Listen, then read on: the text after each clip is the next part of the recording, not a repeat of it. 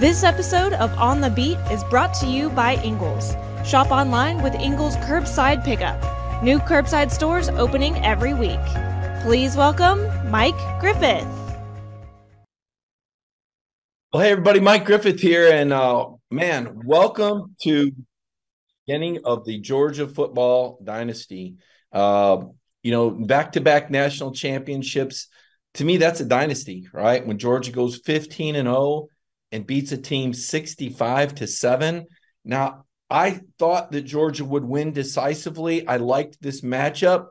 When I saw that Michigan had pretty much gifted TCU 28 points and still almost came back and won that game, my only thought was there's no way that Kirby Smart and Georgia are going to give away 28 points, especially after the close call that the Bulldogs had against the Ohio State, especially after Kirby Smart publicly lit up Stetson Bennett for his mediocre play the first three quarters against Ohio State.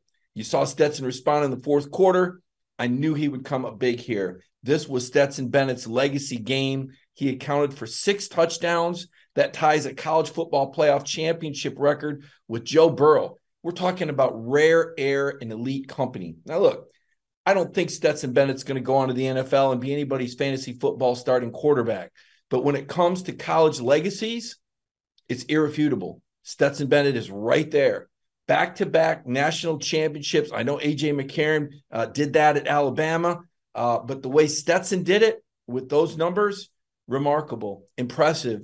A lot to be said for the way the 25-year-old former walk-on quarterback finished his career. And how about the Georgia defense?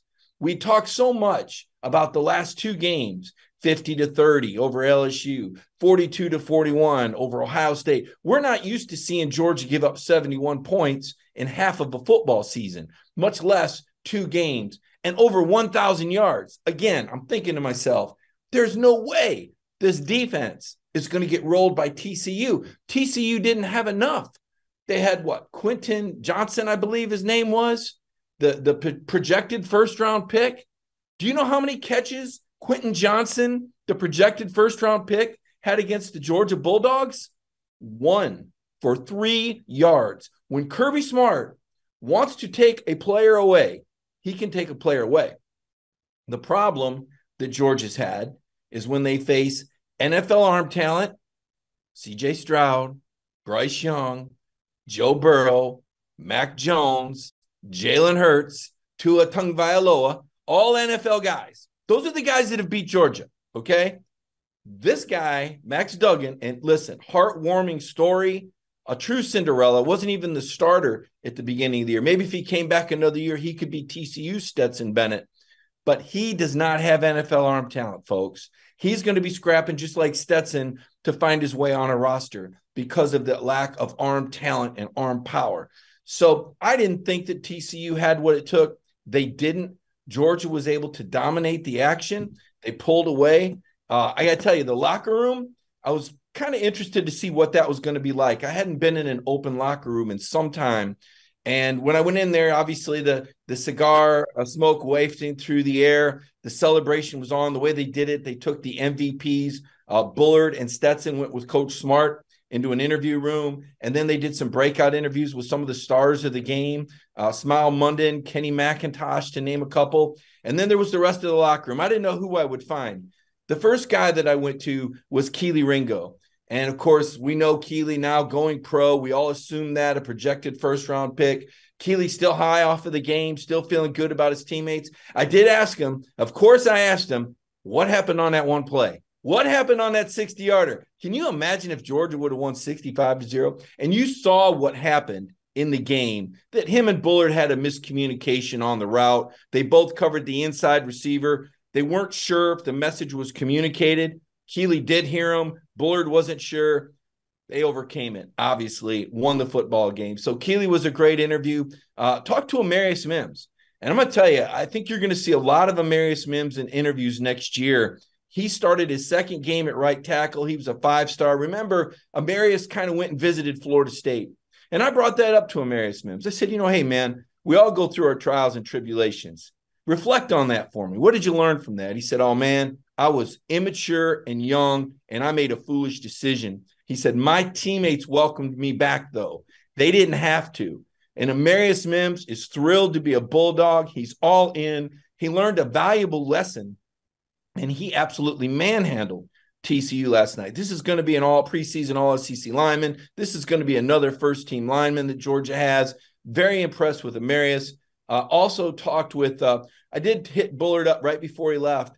You know, when I mentioned to Javon Bullard, I said, you know what, Javon, you had off-the-field incident earlier this year. You guys remember Javon was pulled over late at night, legally intoxicated, missed a game, suspended. I said, what do you learn from that?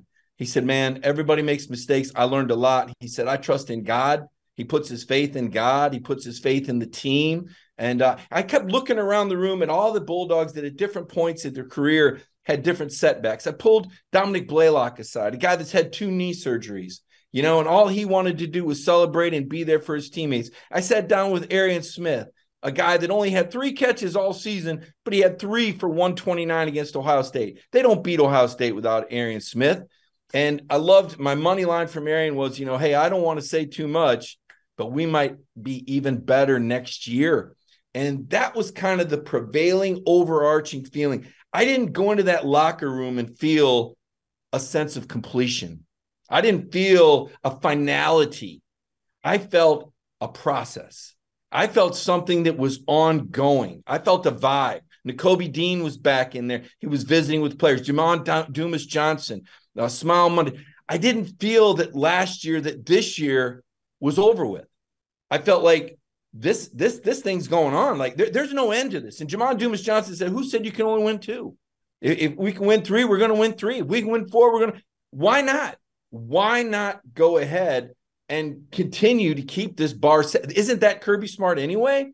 The glass is never full. The process is ongoing. Smile Monday said, hey, we want to take a couple weeks off, get our bodies right, and we'll attack it again. And you look at that schedule next year, very doable schedule for the Georgia Bulldogs. You're seeing history in the making with Georgia football, I believe, taking over college football. I don't know if you saw David Pollack sitting next to Nick Saban on set last night, and he said, you got to give Georgia credit. They're taking over college football. And, you know, Nick Saban kind of paused and kind of had that moment, that look on his face. I don't think it was a realization. I just don't think anybody's ever had the cojones to say that around the guy before. And him being on the set, he took a punch. That was a punch from Pollack. I'll tell you what, though, a lot of recruits out there watching that game, they saw Nick say he wasn't there because he wanted to do color commentary. He wasn't there because he really wanted to watch. He was there to recruit folks. Nick Saban's still fighting. He's still kicking. Him being on that set, I guarantee you, in his world, that's misery. He doesn't want to do that stuff, but that's part of the job, to stay out in front of people. You got to give Coach Saban credit. He's not going without a fight. And they're going to have to find a quarterback. Georgia's going to have to find a quarterback. So you saw the video I did with Carson Beck. I've got another one coming with Brock Vandagriff and Gunnar Stockton. You're going to be real interested to hear what these guys had to say. In short, they all know nothing's given, nothing's promised. There's no certainty to this quarterback battle. We know that. We learned it last year. We didn't understand it at the time last year when Stetson went on Good Morning America and said he wasn't sure if he was going to come back because he didn't know if he could trust the coach's decision, quote unquote. Stetson did not know if he could trust the coach's decision. We're all thinking to ourselves, what does that mean? What do you mean you don't know? What we didn't know that Stetson knew was that Georgia was pursuing Caleb Williams in the transfer portal. You know, a handful of quarterbacks that would have been better than Stetson, a Heisman Trophy winner. Georgia had recruited Caleb out of high school, and they thought they had a shot. Now, USC had a bigger shot and a bigger bag of money, and Caleb Williams had played in Lincoln Riley's system before, and he trusted it, and he went there, and he did fantastic. Once Caleb Williams was headed out to USC, that's when Stetson recommitted and he was all in. And they basically said, the job's yours. There was no quarterback competition. It was an understanding. Stetson's not coming back unless it's his job. And he did fine with it. As Carson Beck said, and now we're national champions again. So we will see who wins the quarterback battle. I did think it interesting today when someone asked Kirby Smart, I believe it was Jeff Schultz of The Athletic, said how, if at all, has Stetson Bennett changed how you analyze quarterbacks and how you view the position? And Kirby said that the mobility that Stetson brought, and he cited a play, and I bet you all know what play I'm talking about when Georgia goes 5 wide, because they don't go 5 wide very often. They go 5 wide, empty set, and a rush end comes in unblocked on Stetson. Stetson spins away and turns it into a 12, 21-yard gain. And Kirby mentioned that. He said, you're the defensive coordinator. You've just called the perfect play, and you got beat on it because of that 11th player, that offensive player that you don't always or typically account for. Kirby loves the mobility. And he said, if Stetson's an 8 on a scale of 1 to 10 on mobility, he says you got to at least be a 6. And I'm thinking to myself, what does that mean? Is Carson Beck a 6? I mean, we all think Carson Beck is next in line because, as Jake Fromm said, prototypical NFL player. But does Beck have the mobility? And where's Brock Vandagriff? We know Brock can run around and run over people. Kind of reminds me of Tim Tebow when you look at how big he is and how athletic he is. Very strong arm. Not sure about the intermediate and deep throw. Just haven't seen enough to judge him. I'll tell you who surprised me was Gunnar Stockton. When I saw Gunnar when he first came in, I thought he was kind of short. But as I stood there and talked to him at the Los Angeles Convention Center Saturday, I'm looking up. Gunner's grown a few inches, folks. Let me tell you, this kid's big enough. Make no mistake about it. He is definitely big. He is not small. He is tall, and he is thick. Now, he's not as tall as Brock or Carson, but he's tall enough. You know how big he is? He's about Jake Fromm size. And Jake is fine. And Jake's a thick body, by the way. I don't know if anybody's ever been around Jake Fromm. Let me tell you, Jake Fromm is a dude, okay? He's a wide body, strong kid. So I was very impressed with how the quarterbacks interviewed, the poise of the questions, and I asked tough questions. I asked Brock Vandagriff about the possibility of another quarterback coming in. And in short, Brock said the development and the lessons that he's learning working under Todd Monken and the practice that he's getting against this elite defense is valuable to him. Even if he's not playing on Saturdays, he's growing and learning. When you listen to the Brock Vandagriff interview, he sounds like a coach. He doesn't sound like a player. I was very, very impressed. I don't think Gunnar stopped smiling the whole time I interviewed him. You want to talk about a kid that loves Georgia football? I mean, that just loves being there? I mean, that's the guy. So pretty fascinated. Now, some guys announcing returns, going pro. We mentioned Keely Ringo. No surprise. I think it's anytime Broderick Jones will announce. He could be the first offensive tackle picked. Jalen Carter has announced. Obviously, Nolan Smith is not coming back. Kenny McIntosh not coming back. Chris Smith. Jack Podlesny, as things stand, still has accepted a Senior Bowl invitation.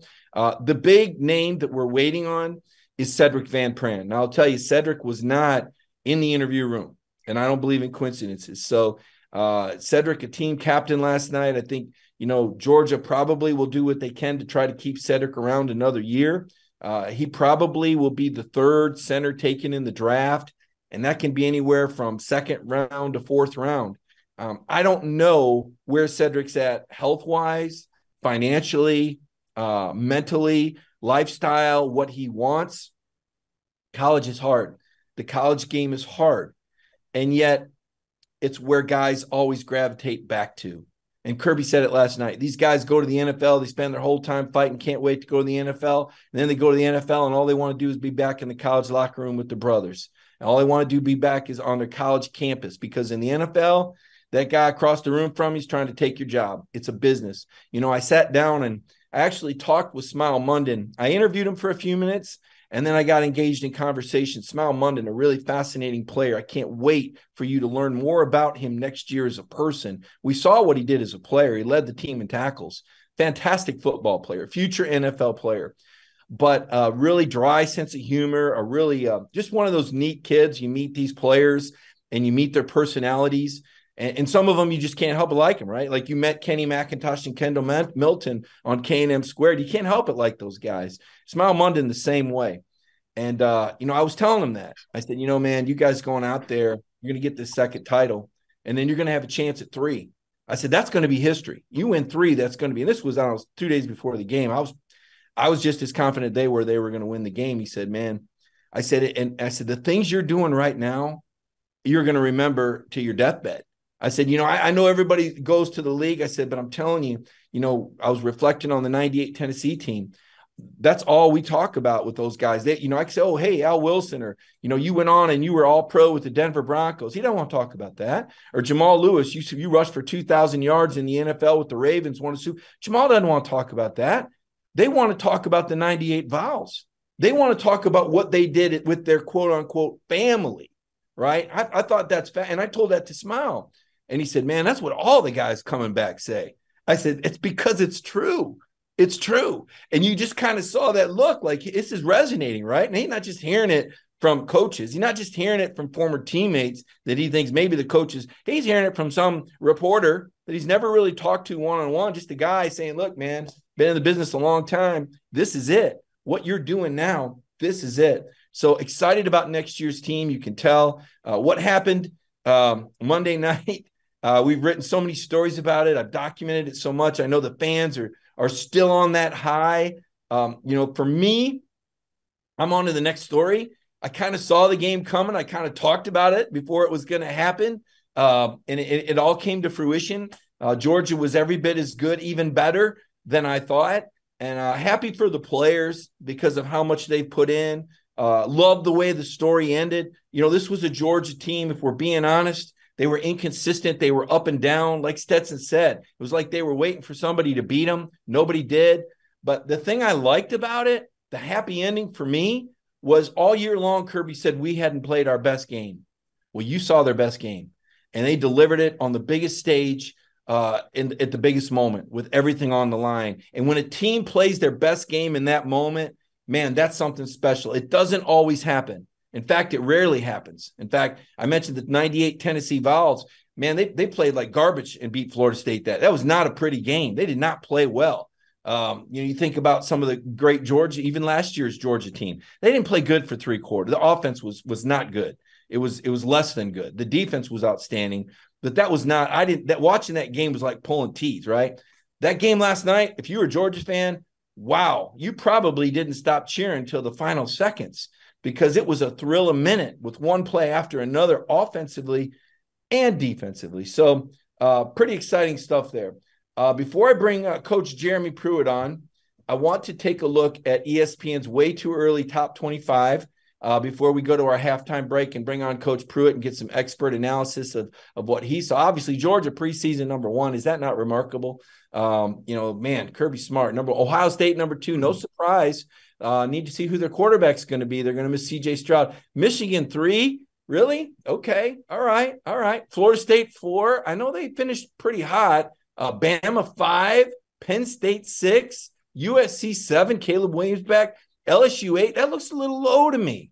When you consider they got 10 offensive starters back and both quarterbacks. I mean, I'm going to give Brian Kelly a little more credit. How about Dan Lanning and the Ducks at number 9? Bo Nix is back. I think that's a little low. Tennessee Vols at 10.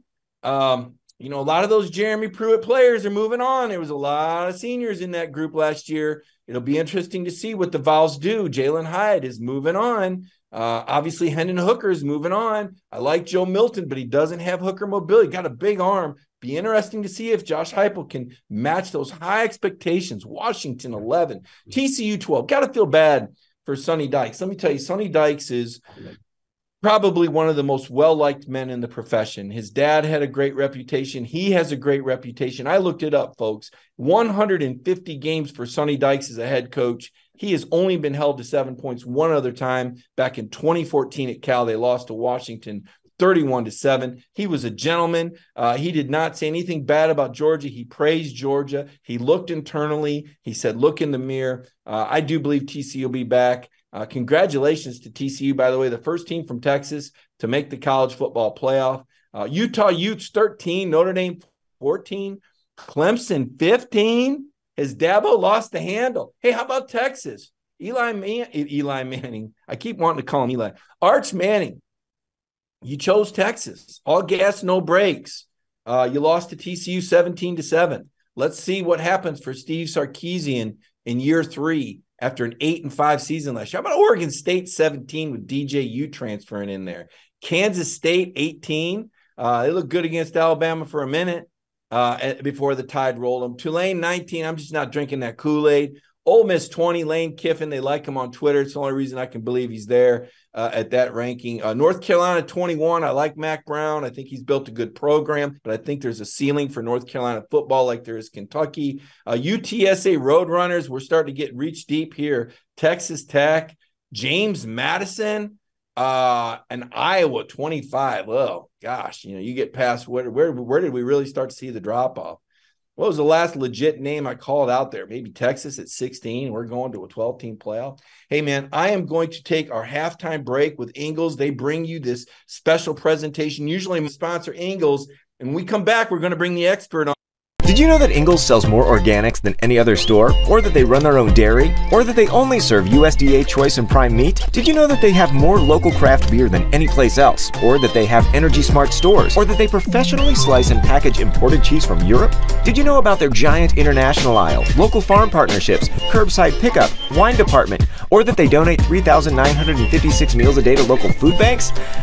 Well, now you do. It's all in the bag. Ingles, low prices, love the savings.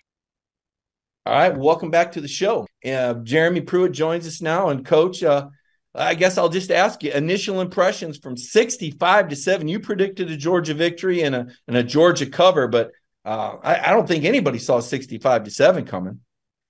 No, absolutely. Just going back, I think you said it, just sitting here listening to you, Mike. I think that was a complete game by Georgia. Obviously defensively, the last couple of weeks had given up more than they're accustomed to, rallied behind, got a lot of pressure on the quarterback, completely dominated the game up front, done a fantastic job covering guys in the back end, created a lot of mismatches, one-on-ones in protection. And then offensively, just Kirby and Todd Monken and his staff, just what a game plan. It really looked like that TCU was playing with 8 and 9 defenders out there. And Stetson Bennett continues to be Stetson Bennett. If we had voted on the Heisman today, to me, my question is who would have won? I mean, Stetson Bennett, he's had a fabulous career. I really enjoy listening to him address the media, his appreciation for what, the University of Georgia stands for, what it means to him, and what a great ambassador he is for the university, but giving all the credit to his coaches and teammates. And I just thought it was I didn't expect that, Mike, just to tell you. I didn't expect it to be 65-7 for sure. I thought maybe, like I said, 34-17, 34-13. But, going back, kind of looking at the statistics for the season, I mean, everybody scored 40 points on TCU almost when you look at it, and Georgia's got probably the best offense in college football. So, again, I don't know what to say, just complete domination. Yeah, Georgia finished the year. I looked at the statistics, Jeremy, and they finished the year averaging 41.1 points per game. And why is that important? That's exactly what Alabama averaged. They averaged exactly. You say, well, what does that make it? It does make a difference when Kirby Smart is recruiting. And we'll talk to Jeremy about that in a second. But those numbers do make a difference. Players do pay attention to that sort of thing. So just kind of a heat check for you on Stetson. 18-25, 304 yards and 4 touchdowns. You want to talk about efficiency. Longest play, only 37 yards. I mean, TCU wasn't going to get beat by the big play. You give them credit. But Georgia's execution just so clean. And Brock Bowers, the TCU defensive coordinator, Joe Gillespie, Jeremy, he talked so much about Brock and how he's a Swiss Army knife and how he was just going to try to keep things simple and let him play. That was the advice he got. Obviously, that wasn't good advice because Brock Bowers had 7 catches for 152 yards and a touchdown. Ladd McConkey, man, we just don't talk enough about this guy. 5 catches, 88 yards, 2 touchdowns. He had the 37-yard catch. So impressed with Ladd. Dejon Edwards, 2 catches for 12 yards. And then, Darnell Washington was out there. He played 42 snaps at less than 100%. Only 1 catch and 28 yards. But what he did on that offensive line, and I'll cut back to you here, Jeremy. How important is it to have that double tight end against the 3-3-5. That was something that you talked about a little bit last week about how a double tight end formation with a player like a Darnell Washington can create problems for a 3-3-5, regardless of the style of the 3-3-5. Well, you look at the run game, you see that one of the first touchdowns, they run zone read and they arc the 4-eye, and Stetson runs 30 yards for a touchdown. You saw a few gap scheme plays, some counters, some pin pulls, the old Buck sweep or Packer sweep, whatever you want to call it. You saw inside zone. They really got whatever they wanted, just to be honest. Running the football, to me, the offensive line dominated the line of scrimmage. And then you look, you got there was 3 really contested catches for touchdowns.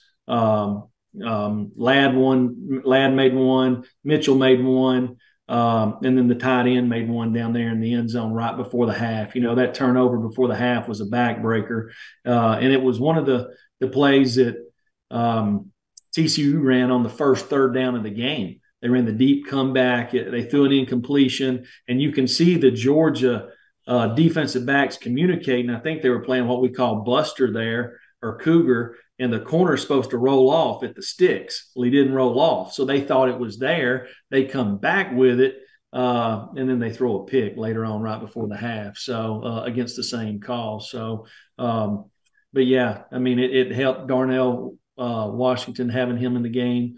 How do you turn him loose running down the field? That's the one guy.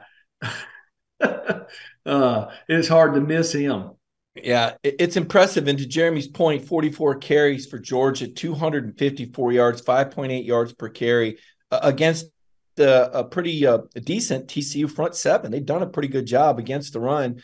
Kenny McIntosh with 8 carries for 50 yards.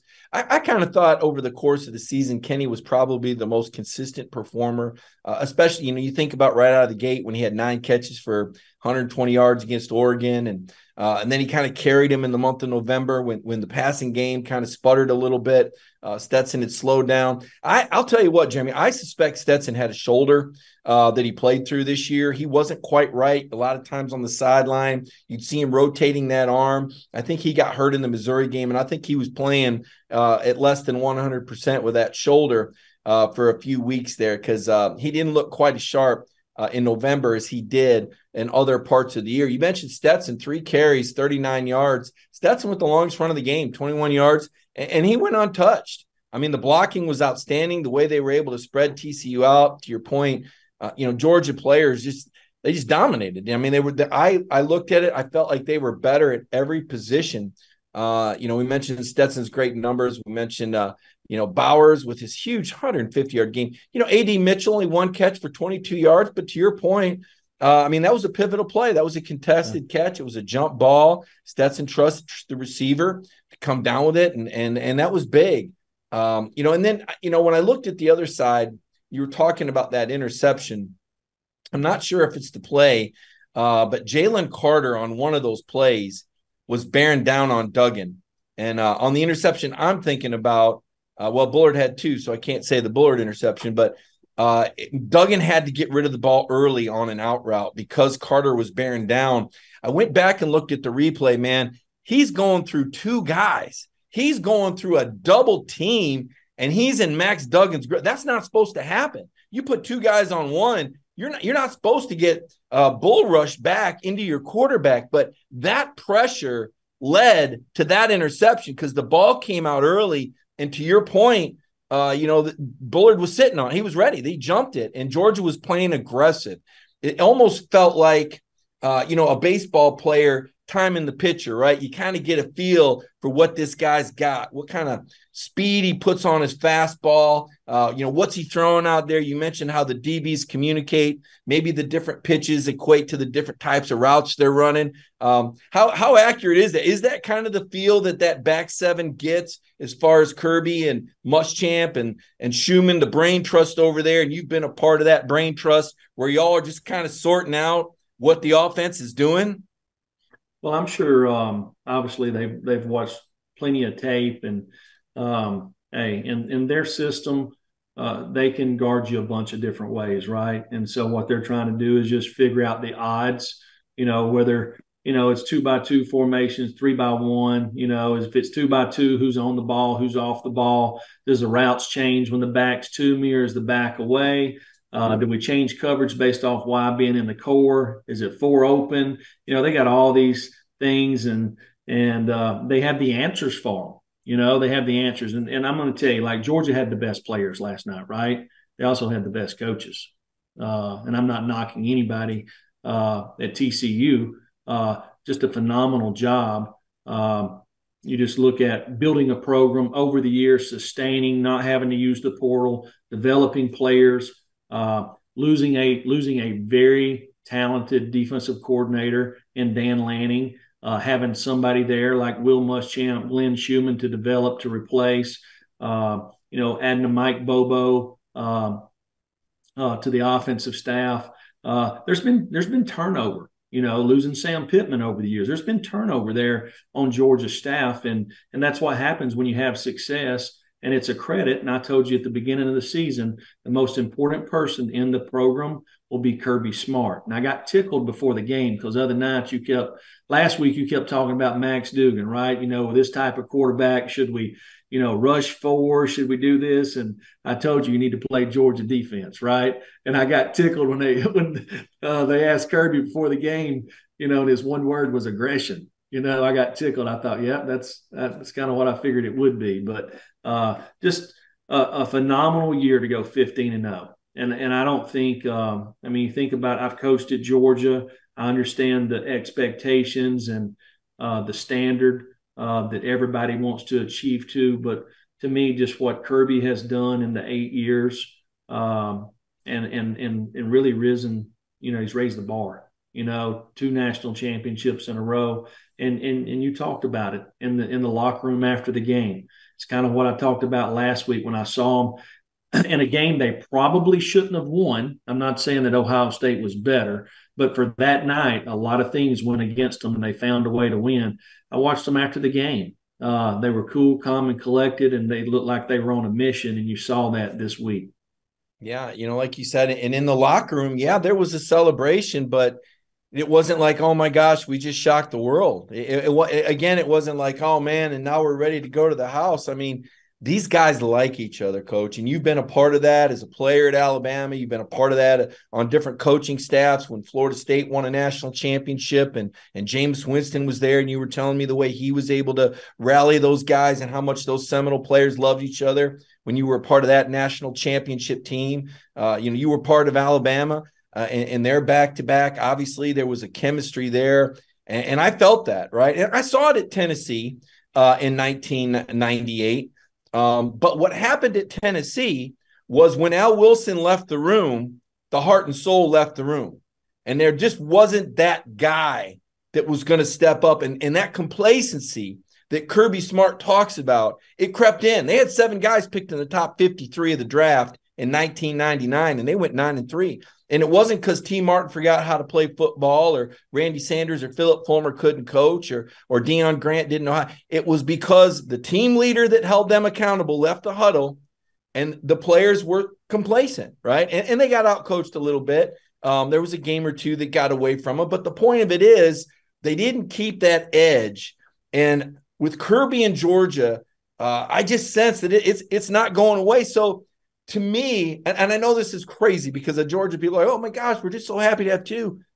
Jeremy, I'm really thinking this team can win 3. Like, I'm already moved on to that concept that there's no reason why. I look at who's coming back defensively, and here's why. Jamon Dumas-Johnson is that L. Wilson. He's that dude, number 10, the guy they call Pops.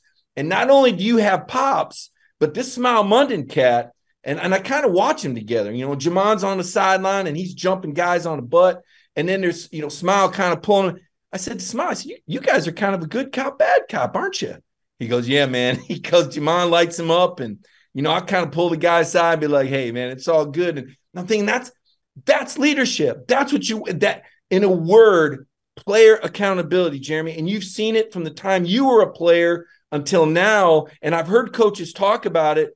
Players are less likely, maybe more resistant to get on their teammate. They don't want to be the guy that jumps on somebody, right? Nobody wants to be that guy that's sticking the finger in the face going, look, man, coach says it, he means it. How do you identify the guys, one, and two, from what your experiences are, the championship teams you've been a part of, has that kind of been the case? Have there been those dudes in the huddle in addition to the great coaching staffs and talent? Yeah, I think, obviously we've been around dominant leaders and that really you mentioned some that control a team. I've been on teams that we've won national championships that way, and I've been on teams that we've won national championships that the coaches had to be the leaders, so it's just getting a feel for each team.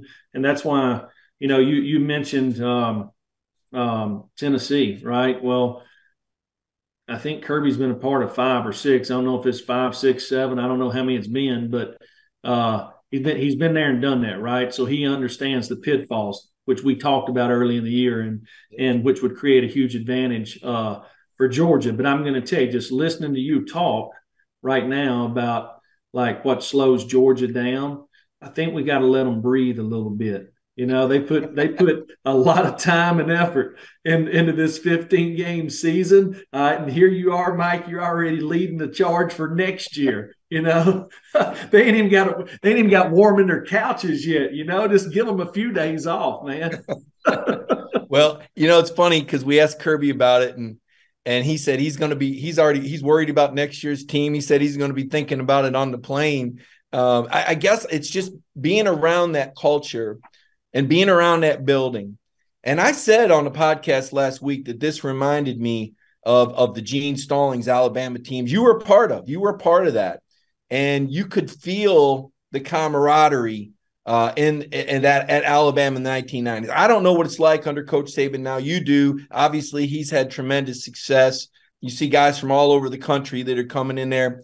But back in the day, quote unquote, it was a lot of Alabama guys that loved Alabama. It was a very regional team, and you could just feel the respect and the honor for the program. The fact you got to live in Bryant Hall, that meant something to live in that building where legends had preceded you. You got to wear that Crimson Tide uniform that every kid in Alabama grew up wanting to be a part of. And you just sensed that the players put the program above all else. And I don't know that I saw that as often other play. Michigan State had a little bit of that going. There's no way they should have ever been in a playoff. There's no way they should ever beat Michigan 7 out of 9 times or beat those Ohio State teams with Ezekiel Elliott. But they had that camaraderie that puts those teams over the edge. But I'll tell you what, man, you take the talent that Georgia has and you take that staff that Georgia has, and then you add that nth degree of commitment to the school, that's what's winning championships. I mean, they shouldn't have gone 15-0, coach. They lost 15 guys to the NFL, man. There were guys that had to grow up as this year progressed. We watched Georgia, and that was the inconsistency. Young players growing into roles, filling gaps, coaches adjusting as the season went on. I wanted to ask you, and you did watch the game, and you did predict exactly. I want to ask you a question. Okay. You say they shouldn't have went 15-0. Right. Who was better than them? Well, I mean, on paper, they shouldn't. I mean, they deserved to win every game. They were favored in every game. And looking back, they won every game. But my point is, theoretically, we'd never seen a team lose 15 guys to the NFL and come back much less. Right. That's what I meant by that. Yeah, it's hard to sustain. It's hard to keep doing it over and over and over, which is a credit to the staff, right? There's been teams that's been like them. You could look at the end of the year and say, well, who was better than them? Well, nobody was, but they lost 2 games. I mean, that happens every year, right? So it's not about who's got the best team. It's who performs the best, in those 60 minutes on those Saturdays, right? And it's hard to do. It's hard to keep it going, and it's a huge credit to Kirby and his staff. But go ahead. I didn't mean to interrupt you. No, that's okay, because I'm glad you gave me a chance to explain it, because when I say it like that they shouldn't have, people come across like, well, why not? And it's like, no. I mean, I watched the season. I wrote about every game and every player. I'm just saying, theoretically, teams don't lose. First of all, nobody had ever lost 15 guys in one class to a draft. much less in a year where you got a portal and you lose another 13 guys, 4 of them starters. I mean, you want to talk about some, and then you're in the SEC on top of it. Now, I tend to believe this. I will say this. I do feel like college football has leveled out. To me, the closest, there were 2 other teams that had the talent to beat Georgia, in my opinion. Ohio State was one of them. And you saw, and Alabama was the other one because of the franchise quarterbacks and the high level of talent. Because first things first, you just got to be able to match up with the guy across from you, right? I mean, Again, to your point, Jeremy, teams could play a game 10 times. Like you said, Utah beat Florida 7 out of 10. I think you were right. And you only got to be better that night. And also to your point, you can have more talent, but you can only put 11 on the field at a time. So obviously you've given a few locker room talks and been through a few wars yourself and seen teams overcome the odds. What I was going to ask you was about how, when you looked at TCU, and I know this year you kind of took a deep breath and spent some time with your family, but the football brain doesn't stop, man. What were you thinking? Like, what are some things that came to your mind when you saw that TCU offense, when you looked at it before you came on and you told us exactly how Georgia was going to play them? What did you see, and what were your thoughts when you looked at what TCU did with Max Duggan and that offense?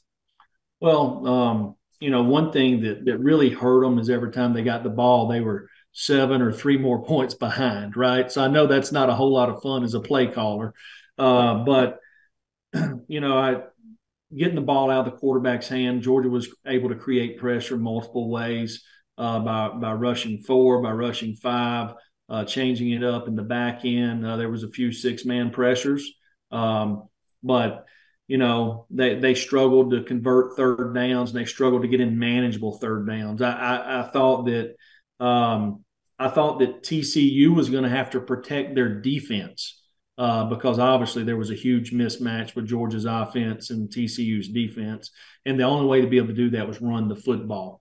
And it seemed like, and there was a few times that TCU had some gain 4, 5, 6 yards on first down on a run, but they threw it on second down. It was incomplete. So they needed a whole lot more 3rd and 1 to 2s and more explosive plays, and they just couldn't find them to create them.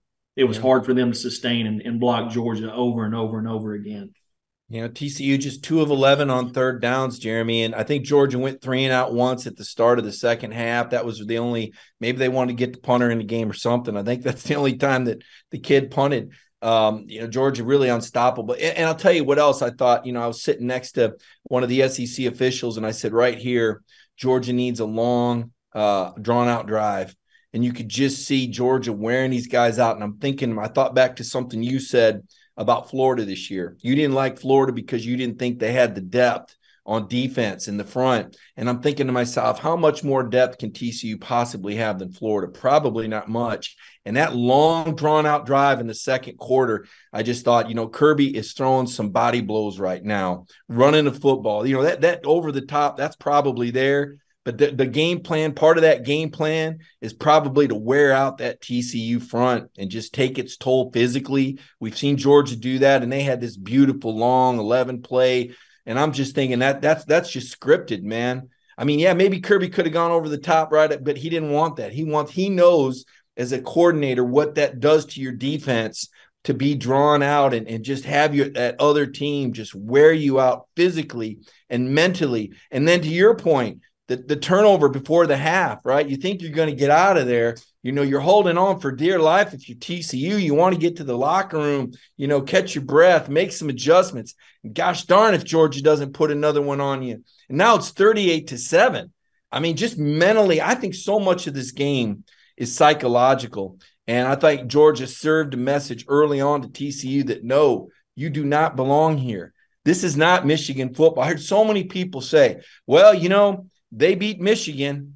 I said, man, this ain't Michigan. Like, I don't know if you missed the Orange Bowl last year, but Georgia is not Michigan. This is this Georgia Bulldog is a different animal than this Michigan Wolverine and his coach with a brain the size of a pea running a daggone reverse from the 2-yard line on the open. I don't even know what's going on. I'm not going to ask you for a comment on that, Jeremy. I know coaches don't usually criticize each other, and I don't want to put you in that position because that was one of the worst calls in football history right there. Probably cost his team the game, but I digress.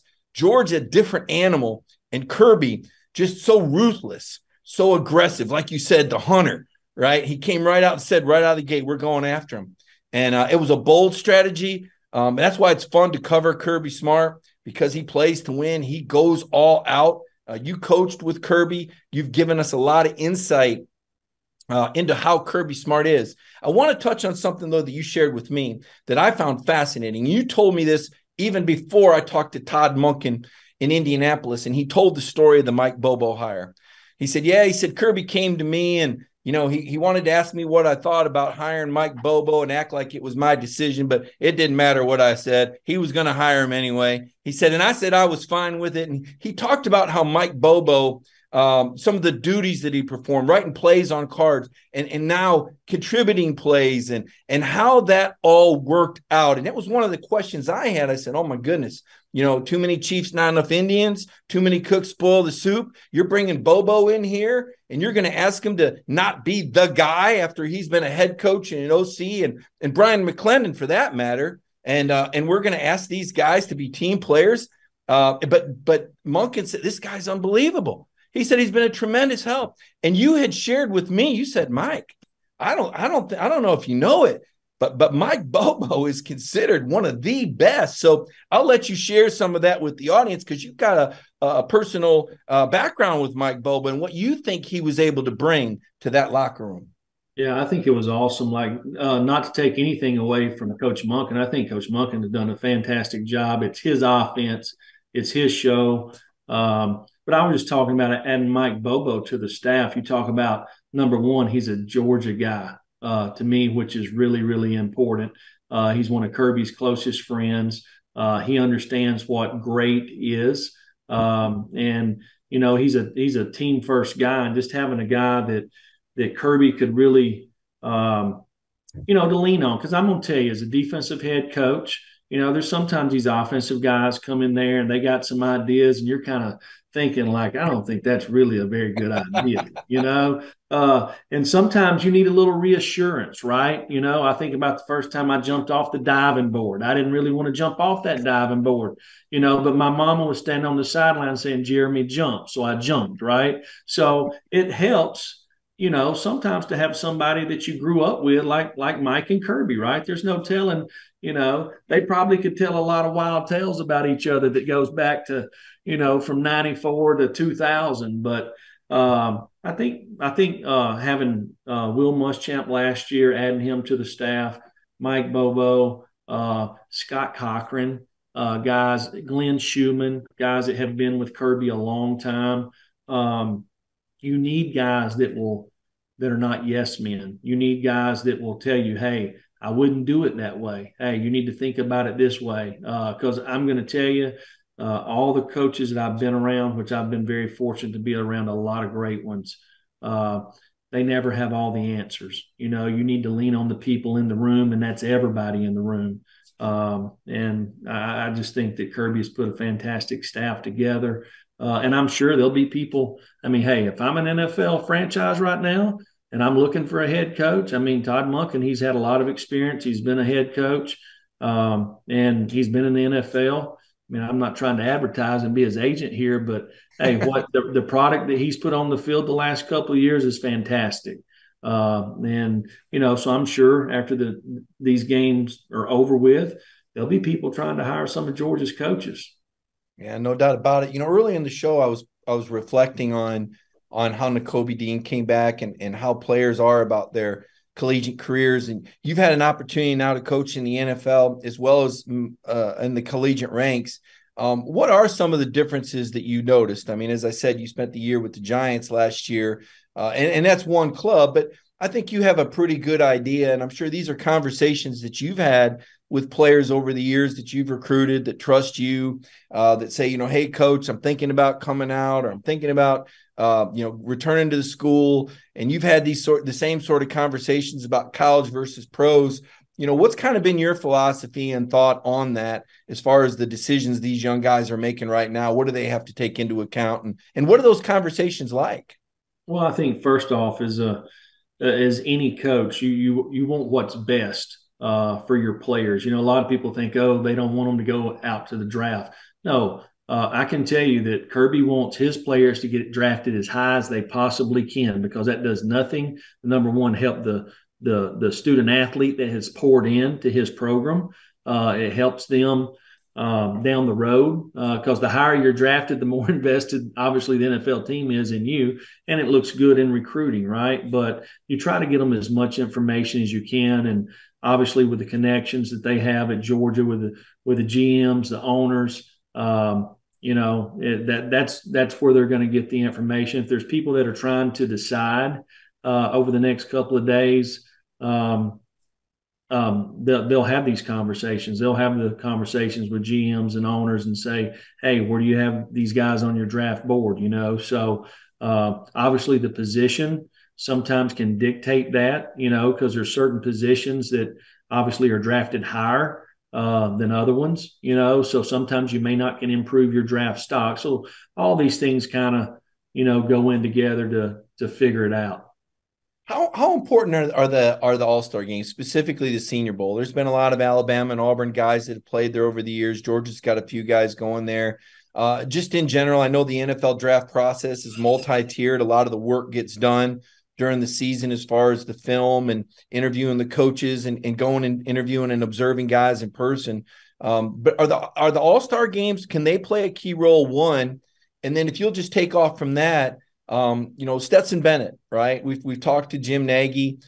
Jim is a friend of DawgNation and certainly one of the most respected former NFL scouts out there, now the Senior Bowl executive director. And he said, hey, there's teams that have a 5th to 7th round grade on Stetson. Jim thinks he deserves a chance to go to the NFL. What will have to happen for Stetson to go to the NFL? So kind of a two-part question. One, the All-Star games as part of the NFL draft process. And then two, what would the path be for Stetson to get drafted in terms of, when he might be able to meet with teams, how he would meet with teams, and what teams would want to see?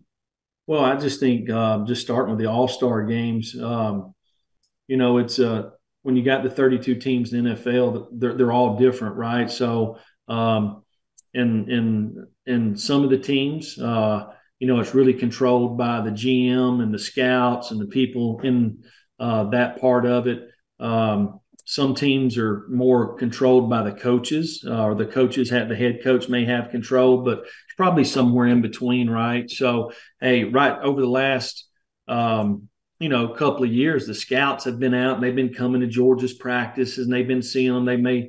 Different guys have went to games, but it's the first time in an All-Star game to kind of see them in a practice setting for a lot of people that may have influence. And then when you start talking about the pro days and the combine and building those relationships and asking tough questions, just trying to figure out, hey, who is this guy, right? So there's not an exact science to it, but I do believe that when you look at the guys who play at Georgia and play in the SEC and the way the practices are structured, you've got guys that know how to work, they know what toughness is, they know what accountability is, and they usually turn out to be pretty good pros.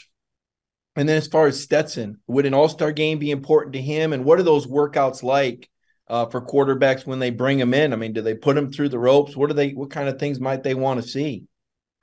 Well, obviously starts with, size, speed, makeup, all that, right? But arm talent, right? To win, everybody wants to win a Super Bowl. To win a Super Bowl, you got to be able to make all the throws. You got to be able to handle a lot. And I think you look at this year, I heard you talking about the quarterbacks for next year, and you were talking about somebody's size. Well, Stetson's not very big. Bryce Young's not very big, right? But man, those two guys are phenomenal playmakers and quarterbacks. And I think over the last couple of years, at every level, used to, you didn't say quarterbacks come in all shapes and sizes when it comes to the NFL. But now if you look across the league, everybody's not 6'3" plus, so the game has changed a little bit. I think a lot of it has to do with guys changing teams a lot. I think the game is a little simpler. I don't think you can do as much scheme. They don't stay on the same team as long, right? So you see a lot more college aspect of RPOs and progression reads and things like that. Because when you draft these guys, I mean, heck, the rookie contract, after the third or fourth year, you're deciding, are you going to take the fifth year option, right? So when you draft them, you need them to play right now. But I think Stetson, with his background, he'll have an opportunity to make a team. And hey, he's a competitor, he's a winner, and he seems to find a way. I'd be remiss, Coach, if I didn't ask you about Coach Richt. They announced that Coach Richt is going into the College Football Hall of Fame. I know in our conversations, both on the air and privately, you've told me that Coach Richt was really good to you and how much you appreciated him. I guess I would ask you, about your thoughts about seeing Coach Richt go in the Hall of Fame and what it meant to you to see him have that honor. Yeah, I mean, I go back and think about when I was a high school coach. It was 2000, 2001. I was coaching at Fort Payne High School. I go over and watch Georgia in spring ball. Neil Callaway was the O-line coach. Willie Martinez was the DB coach. And those were some of the physicalest practices I've ever seen. Just how I think Pollock and those guys might have been playing then. It was. I remember Ballou. I mean, there was a lot. Thomas Davis. I remember him. I mean, it was physical practices. And Greg Blue, that safety. Greg Blue, right? yeah. I mean, yeah. I just remember sitting in the DB room, but having an opportunity to work with Coach Richt. Leaving Florida State, we just won the national championship, but the 2 or 3 days that I had an opportunity to spend in Athens and just watch Coach Richt and how he ran his program. I just thought what an opportunity to go coach with him and probably learn more from Coach Richt in the 2 years that I've worked with him than I've probably learned from everybody involved because Coach Richt was such a teacher, not only about football, but about how to live your life and the lessons that you learn from that standpoint. We tell stories all the time about our daily devotions that we had with Coach Richt, things that went on, things that were said that you think back. I've always been a guy that's just football, but Coach Richt understood that there's something much bigger than football, and it's something that he shared with all of us and everybody that ever came in contact with him. And it's an awesome honor for him, and he is very deserving to be in the College Football Hall of Fame. Yeah, no doubt. Kirby Smart had the opportunity to work under Coach Richt, and so many places when coaches change, you got to like the guy, and now you don't like the other guy. But George is just so unique that Kirby has so much respect for Mark Richt, and you can just feel the torch passing, and there was no bad blood, there was no animosity between the two. It kind of really reminds me of really the approach, and I guess I would ask you this is. Now, we've kind of wound down with the season, and we've actually ended up with a lot of Tennessee viewers, believe it or not. They kind of found you there, Coach. They're always interested in your opinions. But you haven't had any of that. A lot of people thought, Jeremy's not at Tennessee anymore. And it's not like you've praised Josh Heupel, I think, as much as anyone. And I don't know that fans really know exactly how to, interpret that. The rivalries go so deep. Jeremy's an Alabama guy. Well, no, actually he coached at Tennessee. Well, he coached at Georgia. How do you explain that level of professionalism and I guess just, the football admiration that you coaches have for one another? I mean, for the fans, it's 365, but the coaches have this unique respect in the business. And again, you've said so much about Tennessee that's been positive this year when a lot of people could say, well, isn't he bitter or angry that it's not him there? It's like, no, he's, Jeremy's moved on. I mean, this is a business right now, but how do you put that into perspective? Well, make no mistake, I'm an Alabama guy. First of all, no, I mean, it's you mature, you learn.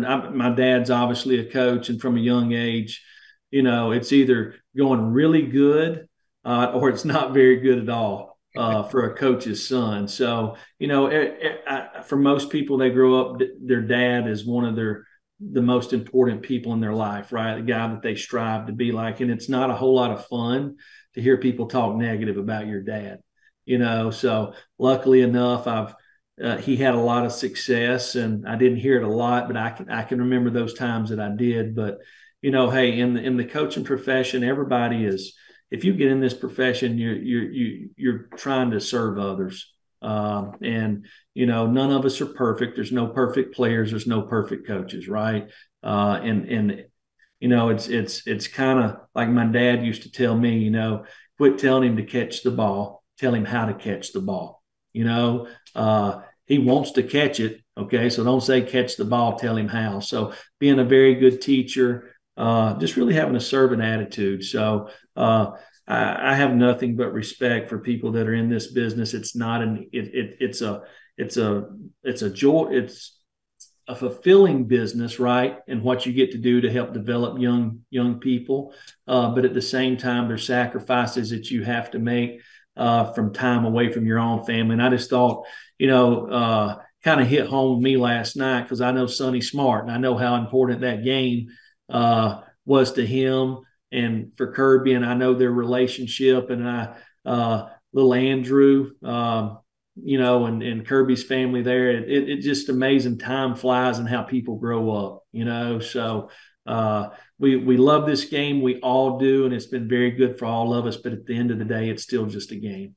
Yeah. Yeah. Well, Jeremy, I think you've done a great job breaking it down, and certainly the perspective that you give, it's unique, it's insightful. And I think, I know a lot of Georgia fans appreciate all the insights you share. And I love having you on, man. I kind of hate that we're getting to an end. I'm going to come up with excuses to keep bringing you back. Senior Bowl week, NFL draft. I got to find excuses before we get into the depths of the summer. We'll be talking about next year again. And as you said, I'm already getting ahead of it. I'm already talking about three-peat. I got that on my brain now. I mean, I've covered championship teams before, and we've seen Alabama go back to back, but I'm like this dog with this gristle piece of meat. I ain't letting it go, Coach. I think I might see a three-peat at Georgia next year, because the players, right? They got me infused with energy. That's, if you're wondering where it comes from, and you see it, and you talk about the coaches and what you get out of it. These young guys and their energy and their enthusiasm, man, just being in that locker room 30 minutes, it rubbed off. I felt it. Like, you can feel it. It's unmistakable. You've been there. You've got all the national championship, 4, 5, 6, however many you got from different places. You know that vibe, and it's unmistakable when you feel it, and Georgia football has got that. I want to thank everyone tonight for watching tonight's program. Don't forget DawgNation Daily, bright and early tomorrow, out here in Pacific time, 10 o'clock your time. I'll be up with Brandon Adams. I want to thank my producer, Michael Carvel. And, of course, I want to thank Coach Pruitt. Have a great week, everybody.